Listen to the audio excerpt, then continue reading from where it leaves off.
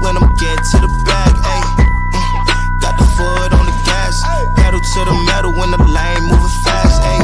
Ayy, let them all cross. If they hate, then let them hate and make a bigger boss, ayy. What is up, everybody? We are back. We are not live. This is actually a rare pre-recorded episode out there for the Freight Coach podcast, you guys. But like I say, all of my guests have day jobs, and sometimes I got to catch them later on in the day because, you know, we are actively moving freight.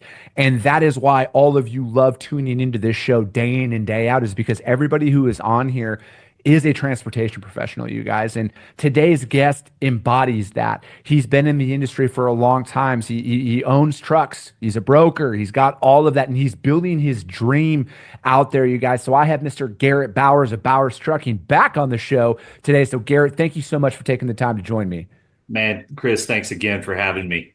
No, dude, absolutely. It's a pleasure. And it makes it all the more special because you and I were just hanging out the other weekend at SPI's rendezvous event up there in Vancouver. And, you know, it was great to finally meet you, you know, and I think like, that's what I love the most about, you know, going out to these shows and, you know, meeting the guests who we've known each other for a few years now, and, you know, we've communicated and stuff like that. And to be able to like shake your hand, look you in the eye and be like, all right, man, it just brings another level to this shit to me. Yeah, it really does. You know, it's been a while, obviously, since I've been able to hit a trade show or be able to go to even a truck show and whatnot, and just really kind of get myself back out there in the industry and just talk to people. You know, put faces with names, and it just warms everything back up. You know, all of a sudden you start getting that kind of an inside joke going. You get these other things going, and then pretty soon you find out what other people are capable of and how you can, you know, start networking and really just increasing your brand. Yeah, no, dude, it's the truth, man. And I think like that's what I love the most about probably the trucking industry as a whole is everybody is truly willing to help you for the most part, right? I'm sure there's those outliers that are out there, but for the majority of the people that I've met out there, it is very much like, hey man, how can I help? You know, and I think that when you're out there building a business, like getting around the right support, the supporting cast, we could call them, it's crucial, man, because like, you know this just as well as I do, man. Like there is no straight line to anything. There is no one size fits all, follow this plan, you're going to be successful no matter what. Reality hits you at times. And, you know, I know I'm actually, you know, this is going to come out afterwards, but like I'm going to be doing a podcast tomorrow about, because I just crossed the 5-year mark of being self-employed, and I'm going to put out a show tomorrow based on the lessons that I've learned out there in that time frame, because I want to continue to deliver that. And, you know, I feel like the best way to kind of help others is to show like, hey, this is what I tried. This is what didn't work. And, you know, for me in particular, when it comes down to like developing business and stuff, it is like, you know, building a system has been probably the biggest eye opener of how much of a lack of a system I was operating off of prior to where I am right now. Because I truly feel like every minute of my day is accounted for, from like building my book of business, reaching out to my current customers, and, you know, trying to grow, because dude, it's so fragile to get a business off the ground and running, and then, you know, have the sustainable revenue coming in every single month to cover your overhead to where you're not at a loss and everything else, man. I mean, it's a lot, dude, as you know. Oh, totally, man. And I think obviously to live or to start to live and survive in the transportation industry, obviously innately you've got to be a problem solver, right? You've got to be willing to solve problems. And I think that's probably why a lot of the right characters in the industry are able to collaborate well, you know, with each other. Kudos for you. You have definitely set the tone for how diverse you can make your own brand. I mean, not only just with the Freight Coach podcast here, but you got Freight Coach Logistics going on. You're building your brand and you're doing those things, and people need to think outside the box too. I mean, sometimes it's not about just moving freight. That can help elevate you in this industry as much as it is, you know, just providing insight, listening, and answering calls on some of the voids in the industry. Yeah, man. Like, dude, I just look at it as I have accepted that I don't know anything, like I know a little bit, but like I'm a constant student. Like I am always out there looking like, how do I just get a little bit better? Because it's like any sales rep that's out there trying to develop a book of business in any market, but especially right now, there's literally nothing you're going to say on the phone right away that these guys have never heard before. The prospects, No. they've heard it all, Yeah. right? So it's Yeah. like I look at it as all right, how do I shave a couple of seconds off of my outreach to increase my outputs? Yeah. So it's like, how do I, if something's taking me 3 hours, what can I do to shave it down to 2.5 hours so I can free up my time to focus on revenue producing activities, those RPAs out there that I need because, when we started our brokerage with SPI, I mean, this is we're like 2.5 years in, right? Like I put it January 1st of 2023 is Yeah. really when we started. And so, we're 2.5 years in right now. And yeah, we've had some pretty exciting growth over this time frame, but now it's like we need consistency, right? Like we need that 5 loads a day, 6 loads a day, every day. We need that baseline and we need to minimize the gaps where it's like, hey, if we're busy for 3 to 4 weeks, how do we not have a down week? Maybe it's just a That's down, right. it's limited to a down day or a down, couple of days in a week. So it's really kind of closing those gaps.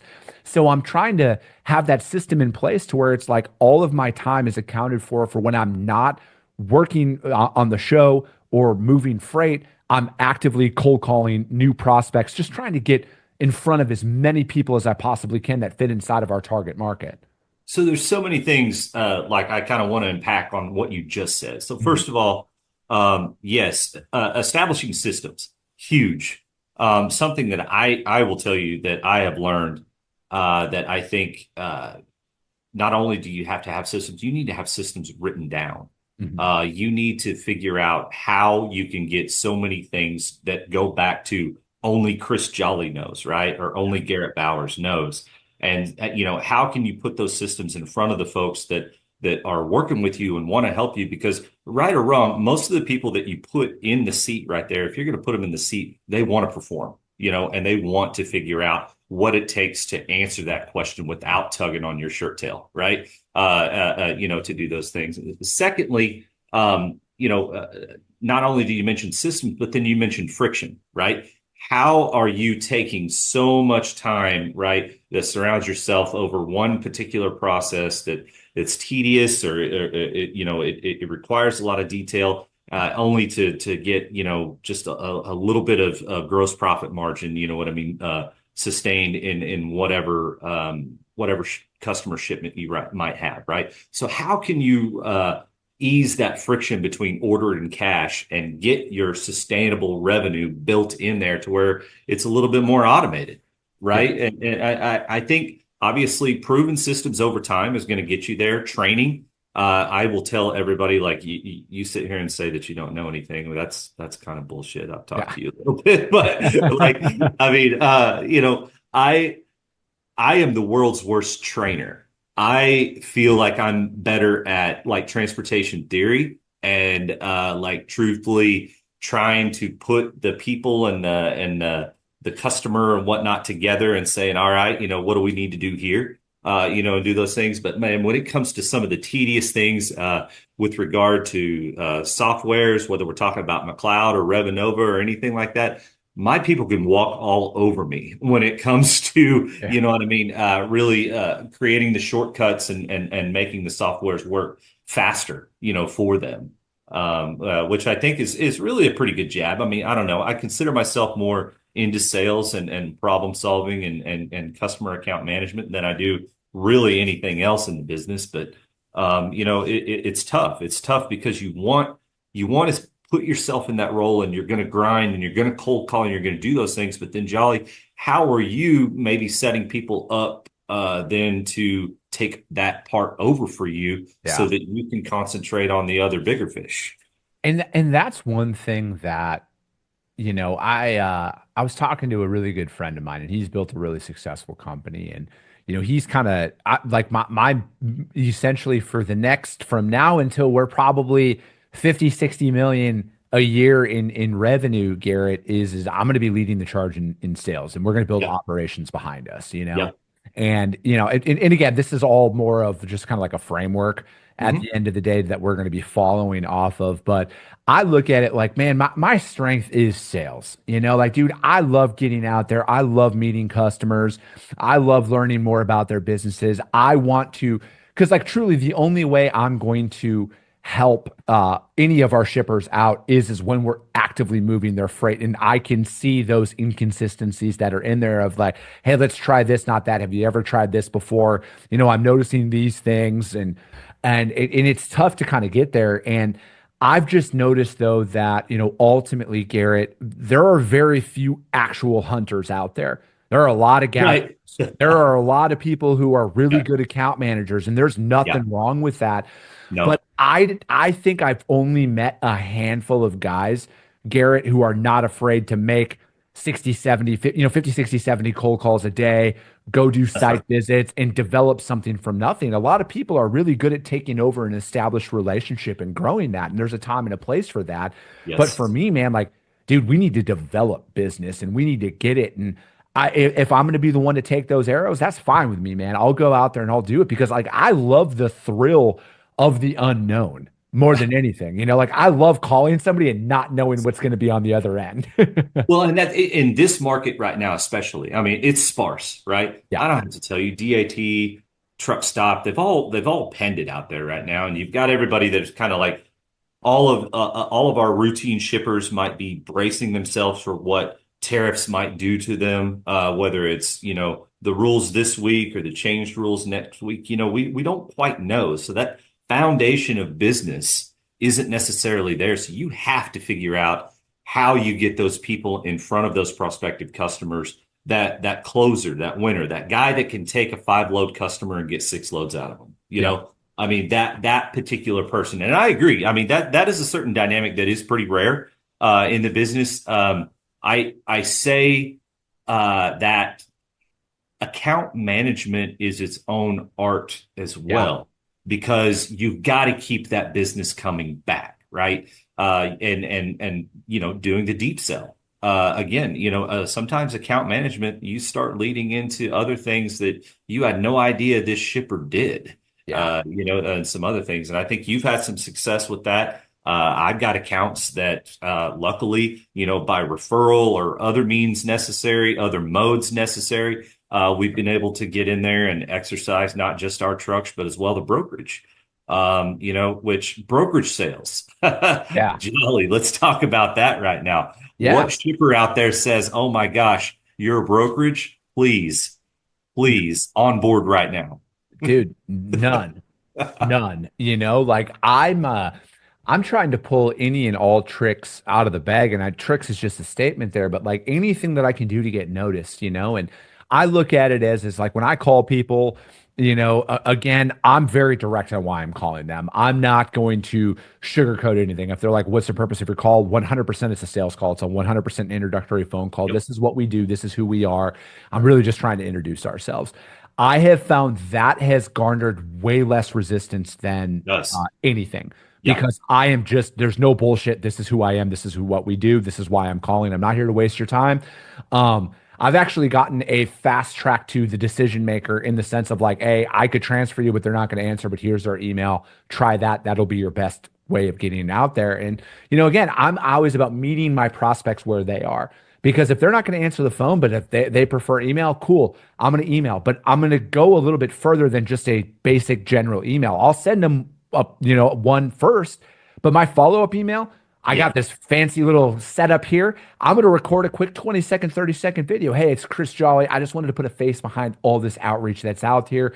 Here's who we are. This is what we do. I understand how everything is right now. In the event you need to change, love an opportunity to speak with you at that time. But again, I'm trying to do little things just to stand out, which I know most people aren't doing. No, yeah, I mean the video right there, that's pretty solid. I kind of resort to being a little bit funny and sarcastic. Yeah. Like I remember my heading on an email just the other day was not another freight provider. I mean, like just instantly, they're gonna open that and go, okay, yeah, all right, this guy's got a sense of humor, maybe I'll read a little bit. But it's important, don't divulge like all of the things that your company can do. I mean, like, again, like you said, they've been sold that for years and years and years.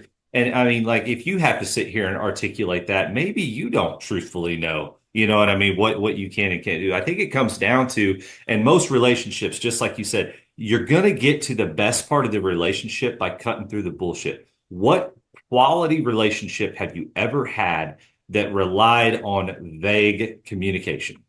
Yeah. you know, and just none, And so when you're able to be upfront, honest, hey, this is who I am, this is what I'm doing, and this is what I'm after. Don't even hesitate to even talk to that account about what it can mean for you. Yeah. That's my philosophy, right? I mean, maybe let them know how you could, your own financial trajectory could change, or what are some of the goals that you have personally that could actually, if they open their doors, if they gave you the freight, what does it mean? Not just for them, but for you, specifically, as that person. And obviously, if you're going to be the guy that opens up the door, be the guy that runs point on the account, Yeah. for a while. Because I guarantee you, one thing that people do not want is getting oh, I've got your account open. Here's so and so. Yeah. See you later, and I'll never hear from you again. No, Yeah. I'm right there with you, man. And for me personally, I am I'm just looking like I always try and sell to people how like I want to be sold. And I just like, dude, I don't like, don't bullshit me on anything. Like, if we're gonna talk, like, let's talk, right? Like, Right. we can build rapport later, but like Yep. in the beginning stages, man, like, let's just keep it as business as possible early on, because I just think like a lot of other people, I let them run their mouths. Let them try and be the buddy buddy. Hey, how's blah blah blah blah? What, how's Oklahoma Sooner football going? Like, let them Oh do God, that wrong shit. team, Jolly. Yeah. Wrong Oh, team. sorry, God, sorry, man. I took a calculated swing and you missed right did. there. Oh, big miss. Are you Big Oak State then? Oak State, man. Go Okay. Cowboys. Go All Poke. right. All right. All right. But you see, like, yeah, that's what I Yeah. mean, man. But No, it was good. It was good. to me, though, Garrett, I just want to stay as on task as possible early on, because it's an inconvenience to reach out to anybody for the first time, second time, third time to their day, And it's Yep. like, I also look at it as, realistically, they got their own, it's like, there's a high probability they got their own shit going on in their That's lives. right. And the last thing they're thinking about is Chris Jolly in that moment. So Yep. again, if I'm just going to be trying to be noticed, I want it to be, hey, these guys are at least like, there's a reason why they're reaching out. They're not wasting my time. And I feel like if you switched over too soon to the niceties, the how's the weather, or how's this, you're just going to be passed off to the wayside, and they're just going to get bored with you, right? No, it really bored. Yeah. Yes, really bored. I've got a theory. I'm interested to hear your take Yeah. on it. Do you feel like it's better to cold call in the morning or the afternoon? I think it's better to cold call in the morning, straight up. Yes, I I, agree. I look at it, Garrett, where I want to rip the Band-Aid off for my day. I am a morning There person. you go. I Yes. am that disgusting person that at 5 a.m. I am ready to rock. And if you're not a morning person, I'm the last person you want to see at that time. So for me, those are my power hours, right? So it's like when I get in, man, I don't want to waste any time, because I am inherently a lazy person, Garrett. If I give myself as an excuse to not do something, I never will. And for me, it's like I structure out my day where the first 30 minutes, I'm in my office at 6:30 a.m. Pacific time every single day. By 7 a.m., I'm dialing. I do not wait, and I'm out there and I'm making those calls, and I'm going to get 35 calls in every day before my live show. I'm going to get 35 dials in, and I'm going to rock that out, because I know that there is a higher probability that my prospects' days haven't been completely torpedoed by that point. That's it.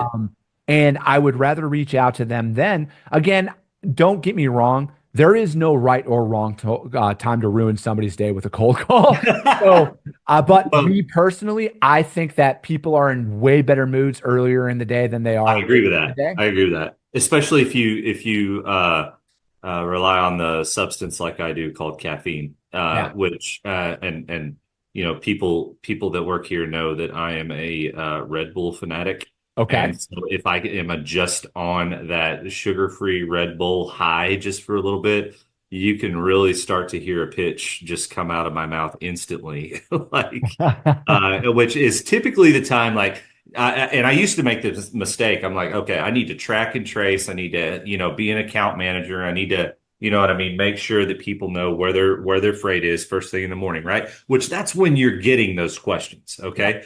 But if you think about it, that's also when your customer is reaching out to freight people. So that is when your customer has freight on their mind. And it's always in the mornings, right? We all know that, typically from 7 a.m. till about 10:30, 11 a.m., everybody is tracking and tracing. They want to know, is this on the way? Has this delivered? Is this picking up? Who's my driver? You know what I mean? You're getting all those questions. That was a huge transition I think I made over the last couple of years ago. Wait, this is when my customer has freight on their mind. This is when I need to approach my customer about freight. Yeah. Yeah. I look at it also as this, man. When people get back from lunch, most of the time they're already like, all right, I got 3 hours left, man. Yes, some people are. Yeah. Yeah, they got that the shades pulled down in their office, man. They're not Yeah. they're not taking a call unless it's their boss or somebody they need to talk to at that time. And Yeah. but again, rest assured, anybody out there who's listening to this, there is no perfect time, there is no perfect No. day. No. I definitely have some data on like the friendliness level of certain people when you reach out to the day of the week and Yeah. stuff like that. Yeah. But again, I don't ever want to deter anybody because if you're in a position like I'm in, like I can't, like, I look at it like this, Garrett. I don't care about port congestion. I don't care about tariffs. I don't care about the market being what it is. I got a family to feed. And if I sit back and look for a reason to not do something, I won't do it. And then I will be bankrupt. I will lose my home and I will be homeless.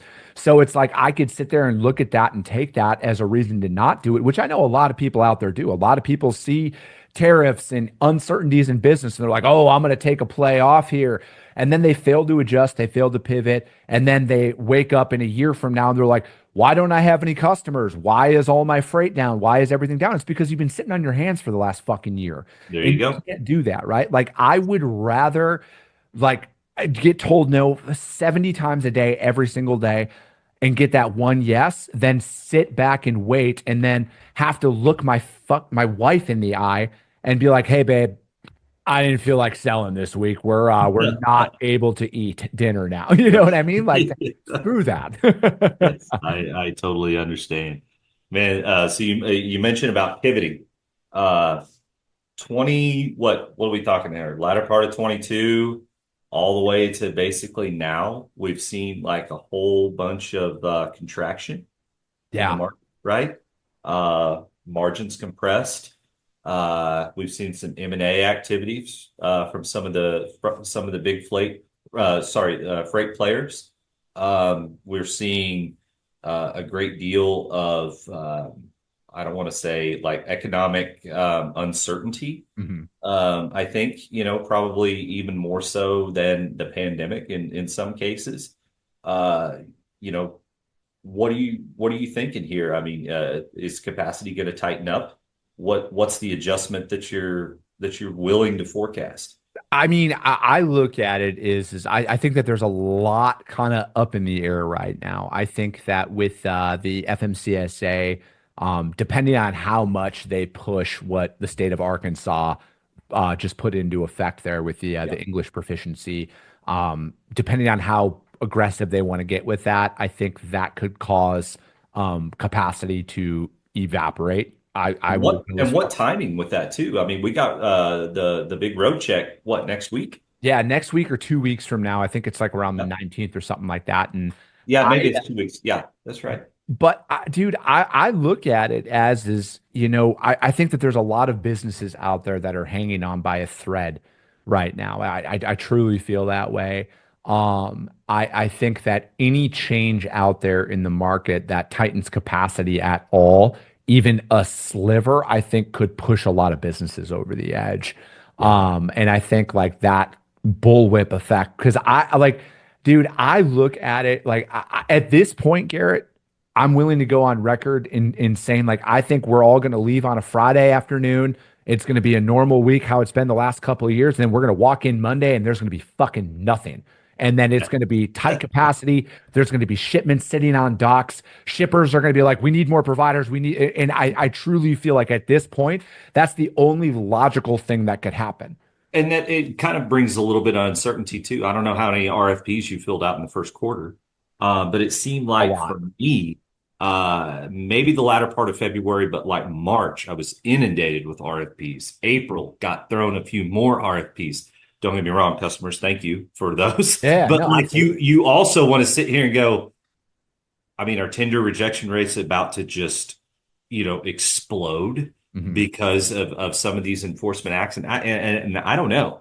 I don't think that it's obviously not going to solve the driver count problem, here domestically, whether that's good or bad, in a lot of respects, for capacity providers. I think, ourselves, all I could share is ourselves. So like at the end of 2022, we were running close to 60 trucks. Today we have 38. I mean, if that gives you any kind of indication on, just kind of the backsliding, the adjustment, what we have done to obviously not only try to respond to operating costs and the other things that have inflated, you know what I mean, over this time, but then answer to the lack of opportunity, I'm going to say, for to chase larger margins or to figure out ways to grow.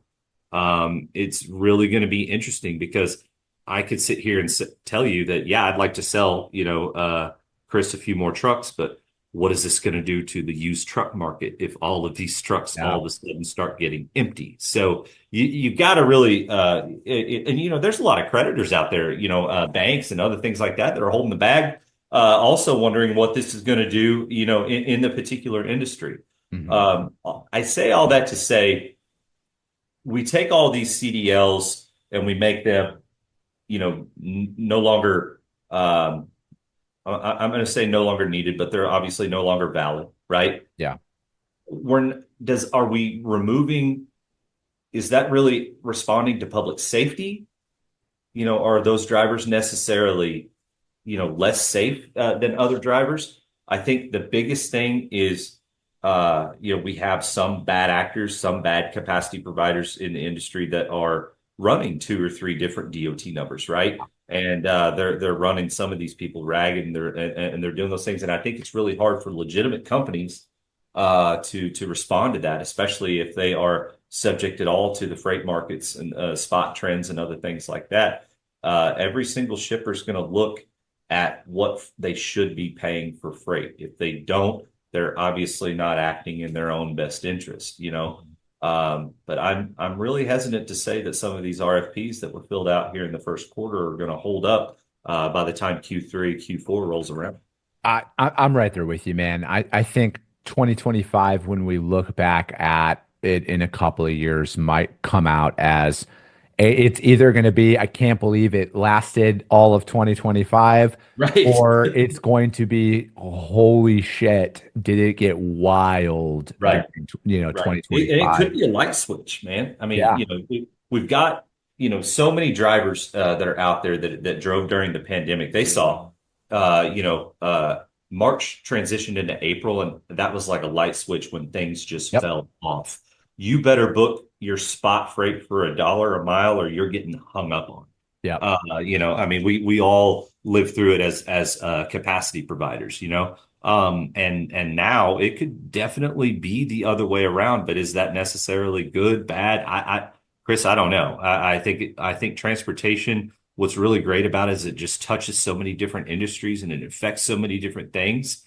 And I'm really excited to see what 2025 is going to bring. But again, apprehensive in the sense that we just don't know. Yeah. No, I'm right there with you, man. But, I also look at it as, at the end of the day, as a business owner, this is just going to be another thing that you're going to have to overcome. I look back over these last 5 years now, and it's been just one thing after another. But I think ultimately, like when you decide to go out on your own, this is literally what you're signing up for, and it's, there's going to be tough decisions that you're going to have to make. I mean, you had mentioned that you went from, 60 trucks down, and you guys are down to 38 right now. As a leader of an organization, Garrett, how did you approach that? As you know, because there's tough decisions that you have to make at any given time out there. What led you to be like, all right, we have to make this decision? And then what are some of those pivotal changes that you've made to keep the lights on here over these last couple of years when you see, it's every day now, there's another headline of another company that went under and more drivers got laid off and this brokerage closed and everything else? Man, so humility has definitely entered my vocabulary. You go from, assumingly making, or it's what I felt, all the right decisions between 2016 and about 2022 to just getting the other side of the market slammed in your face. You realize that, when the margins compress, the cash flow starts to slide, and you've got to let some good people go. Mhm. You've got to make some harsh decisions. You've got to figure out how the brand, will survive, and then of course you figure out who are those people that are left, and who are you going to fight for? Who are those? What are those services? What are those customers? And what are those things that you've got to hold on to, that you got to know that you can survive with. I can tell you that we, as a fleet, we became extremely much more efficient with every one of our moves. So much more efficient than I think we were in a lot of respects, because we were getting lazy, right? We didn't have the processes in place to take advantage of when the market was just wild and on fire, right? There's several ways that I think people can respond, and I'm not going to sit here and tell you that I'm necessarily full of the right answers, but I can tell you, for me personally, I had a really great brokerage that I owned for a while that I fell on the sword of trying to save the asset company. And why did I do that, Chris? This is my grandfather's company. I'm third generation. The company is nothing like it was whenever my grandpa was around. I mean, it was a rock sand gravel company. As you know, we kind of discussed in the first podcast that you and I had together. But trying to figure out what it's going to take, because I've got so many good drivers and families that depend on those things. And then, of course, is our sales momentum as good if Bowers doesn't have trucks? So, I supplemented the balance sheet of what once was a good brokerage to save that trucking company. We were able to save the trucking company, and then I was able to transition over, work out an agreement with SPI Logistics. I want to thank you, obviously, for that referral in that regard, because I'd looked at a lot of different agency models, and it was something that just felt like a better fit. Not only was the margin, did it make sense for the margin split, but I think the technology was just what blew me away in the demo. As that brokerage that I said that we were, the technology that we have access to now, Chris, it would have taken me a decade to develop. On my own, bootstrapping it on my own, to have those things just laid out and put forth. Chris, you and I are able to transactionally go to, any size of shipper and swing a $200 million stick at them to show them what the resources are, what the capabilities are, what the true level of technology and advancement that has taken place, in our industry over the last 15 years, what it can do. And, we were in competition on a shipment, I think a couple Saturdays ago, with some other smaller providers, and we were able to exercise that. And we showed the customer the difference. Not only did we come under budget, but we were able to, respond that much quicker. Making those market pivots like this, I think, has allowed us to see daylight at the end of the tunnel. But both of us talked about, we don't know when that daylight really comes, but Yeah. I'm going to tell you that I think it flicked, and I think that it gave my team so much more breathing room, so much more confidence than what we were doing before, because they can actually get out there and play offense again, Mhm. and that's what's important, right? Just the morale. I feel sorry for you, and I'm sure there's a lot of capacity providers listening to me right now that have had to make those harsh cuts, or they're cutting back on these particular things right now, or maybe they've even had to renegotiate, contractor wages and other things like that. Their percentages. I mean, who knows what that looked like, right? To try to get that cash flow back into the business to save it as a whole. But I can tell you that small adjustments, uh, proven processes, getting things on paper, making sure that you have the right Johnnies and Joes and, Janes and Sallys with you that know exactly what the mission is and so crucial, is so important. Yeah. Because, in the end, a company is just people. And, I had a question asked to me, a long time ago, whenever I kind of started, was, would you rather have the best customers in the world? Would you rather have the best people in the world? The best employees in the world? It's like, man, you put the best employees in the world together, and I mean, there's not a customer out there you can't go get. Yeah. I mean, yeah, you can have some great customers and whatnot, but I mean, if you're subject to these certain things, or these volatilities in the market that we've all experienced right now, it hasn't been me, it hasn't been any one decision or anything that I've made, Chris. It's been the conglomeration of people out here that have believed in what we can do, that I think are still keeping us in business today. Yeah. I mean, dude, you brought up a lot of great points there. It's easy in today's day and age, Garrett, for people to go out on social media and pound their chest about how great they are in business and how nothing, like they just seemingly are always winning, right? Like you scroll through any social media site right now, all you see is a highlight reel out there. And Yeah. it makes you think, what am I doing wrong? You It know? can. Yeah. And Yeah. that's one of those things that was always in my head is I'm like sitting there and I'm like, man, I'm like, in my opinion, I'm the best freight broker in North America, and you're not going to convince me any differently. Yeah. And I would expect every other high performing individual out there to share that exact same sentiment about themselves, That's you right. know? And if you don't, like, you got to work on that shit, right? But I was like, I'm sitting there and I'm like, I'm experiencing these things in my business. And I'm like, man, what am I doing wrong here? And then, what I have come to realize though is I'm like 99% of this people you see on social media are full of shit. For starters, they're all lying Yeah. about something, especially if they're only, let me rephrase that, if they're only posting about how much money they're making and how great they are, That's it's right. probably all a That's right. facade. Or that they're growing. If I see any transportation provider is talking about that they've been growing the last, 12 to 16 months, I'm like, how? Yeah. Well, what? Yeah. It, it's one of those things where I look at it as like, what you just brought up there, Garrett, like that's the stuff that people need to hear, right? They also need to know like there are alternatives out there if you feel like, what, maybe you're in a pinch because things didn't go the way that you seem, because everybody starts their businesses, Garrett, and they think I'm going to be a millionaire within 6 months.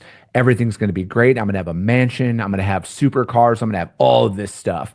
And then reality inevitably hits you. And this is like, a lot of the situations that I'm in and when I talk about a lot of stuff on all of my podcasts, is that I'm like, you guys, it's a lot different when you're on the sidelines collecting a salary as opposed to when you're making a decision and you're like, if I'm wrong, I fucking lose everything. That's it. There's a different stress that comes along with that when you're out there trying to make things happen. And, going through that though, I feel like this is what is going to make you sustainable for the next 50 years. This is what's going to keep Bowers Trucking for the next 50 years, is going through these situations. And if there's one lesson I've learned over these last 5 years is adversity is actually there to help you in business. It's actually there to realign you and to help you get prepared to take things to that next level. And, you know, you brought up, you know, like with SPI and having that tech infrastructure in place that would have taken you 10 years to bootstrap yourself. And, you know, you brought up something about being on all offense. And that's the way that I approach this, like with my operation is like, dude, I don't have to worry about a lot of stuff right now. I can focus on being on offense. I can focus on selling. I don't have to look at how am I going to pay my insurance premium this month? I don't have to look at how am I going to afford to pay for my TMS this month, right? Because that's all in that, you know, like SPI, in my opinion, is an investor in me, you know, and they'll tell me the opposite, you know, because they're a phenomenal organization. But like, dude, they're business partners of mine. They're out there helping me play offense at a high level to pack that punch because I have that confidence, Garrett, that there is, like you had mentioned, there is not one shipper in North America that I could get set up with that I would have to ask myself, can I afford to actually move their freight because it costs $5,000 a month in EDI just to process all their tenders that come through. Yeah. That was another thing. Yeah, well, we did get an EDI award, and you know, I was comparing the cost with our current TMS McLeod, which kind of charges you to do everything. You know, every twist and turn. And then, you know, SPI says, yeah, bring those awards over here and it's free. It's wow, so we can get systems talking, you know, back and forth with these other transportation management firms and, you know, bam, auto tenders. And like we talked about before, we're releasing friction, you know, and not having to extend the capital and hoping that you're going to get enough awards later on to you know, establish a real ROI for that deal. And, you know, what does that business truly cost? Yeah. You know, when you get awarded. And, you know, I say all that to say, you know, I think any good business person has the ability to look down the road a little bit further than I have in years past. I think what this has shown me is where the vulnerabilities lie and what I want to do and what I want my balance sheet to look like ever before we, you know, do take on other risks and other, you know, chase other prospective gains. You know, cash is king and cash flow is the emperor. You know, when SPI is able to provide such a support around their agents to where they treat their agents like customers, it's an awesome model because we are the ones that go out there and exercise what we're good at to be able to, you know, get that cash flow coming in, you know, not just for us, not just for our businesses, but as well for them. And I think it's just a really important thing to look at, especially if anybody's considering you know, becoming an agent or figuring out some type of investment opportunity to allow them to do so. Do you think, you know, as we're kind of wrapping things up, Garrett, do you think that you are going to be more risk averse making business decisions moving forward? Do you feel like maybe I'm not going to say that you made the wrong decisions in certain aspects, but do you think now with all of this, but you know, I mean more like with all of this experience, do you think you're going to look at expansion in a lot different light, in a lot different light. I think it's good. I think it's important to be, as a service provider, to be good at a certain number of things and not all the things, right? You know, I used to pride myself on being able to do just so many different modes and types and other things like that. And so that's definitely something you want to focus on because each one of those modes can be, you know, another investment, another thing, right? More cash out. I think that I'm going to be definitely more picky and critical of the people that we bring on, that we decide to train and really put our time and our investment and other things into. And then I think also more importantly, we need to make sure that we're exercising business to the right customers and the right clientele. You know, people that value quality of transportation and other things like that, and not just chasing numbers. You know, while the SPI strategy does allow you, you know, to quote freight and numbers and all those things with the best of them. The fact of the matter is we all have a certain level of operating cost and other things like that we have to ascertain, that we have to harvest to be able to establish, true ROI. And I think as far as trucks are concerned, and some of those things, the liabilities and the other aspects that go along with that. I mean, you're talking to a guy that just had a 30% increase on his fleet, and really, I mean, one of the few tokens that I could get away from that insurance renewal was that we traveled so many miles in Texas. Well, as an Oklahoma, service provider, we have to travel into Texas, right? But hell, Texas is the #1 state now for uninsured motorists. Yeah. And and so if I package all of those things that I just said, yeah, risk averse is definitely a certain way that I would term it, but I would tell you that growth just has to make more sense now.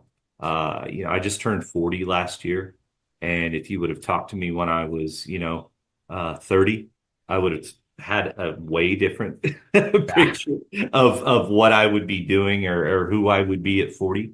The fact of the matter is I'm not there, but I see how to get there, and I see how to get there more clearly. I think through some of the years right here that we've been through. Man, I love that. I can't add anything onto that, Garrett. I just appreciate your transparency with all of this.